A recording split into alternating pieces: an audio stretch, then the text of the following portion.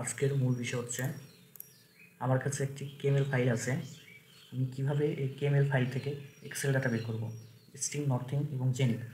আমার মূল বিষয় হচ্ছে আমি সার্ভে করার পূর্বে কিভাবে সেই এরিয়ার চেঞ্জ সম্পর্কে ধারণা নেব। প্রথমত আমি কেএমএল ফাইলটি ওপেন করে নিই।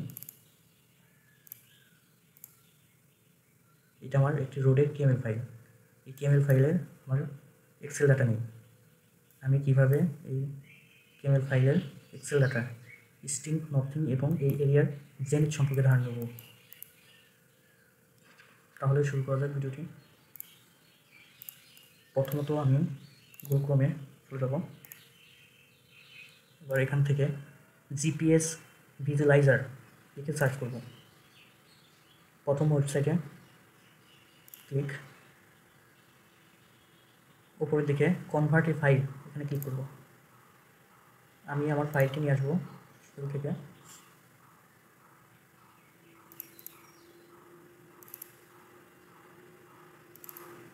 নিউ ডি আমার একটি কেএমএল ফাইল ওপেন করলাম। যেমন ফাইলটা ওপেন হয়েছে। তারপরে টু অ্যাড ডিইএম এলিভেশন ডাটা, এখান থেকে আমি বেস্ট অ্যাভেলেবল সোর্স ক্লিক করব।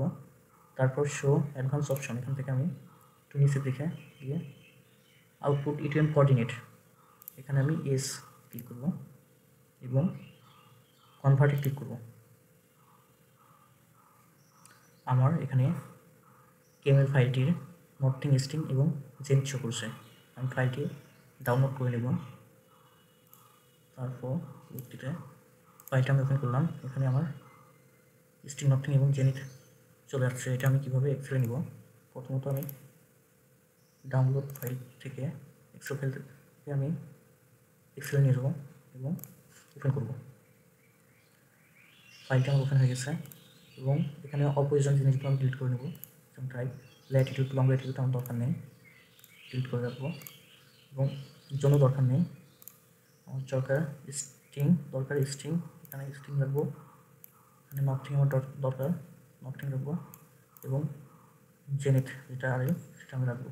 এগুলো আমি ডিলিট করে দেবো। এখান থেকে আমি খুব সহজেই এখন অটোকেটে ডাটা ফেলে ড্রয়িং করতে পারবো।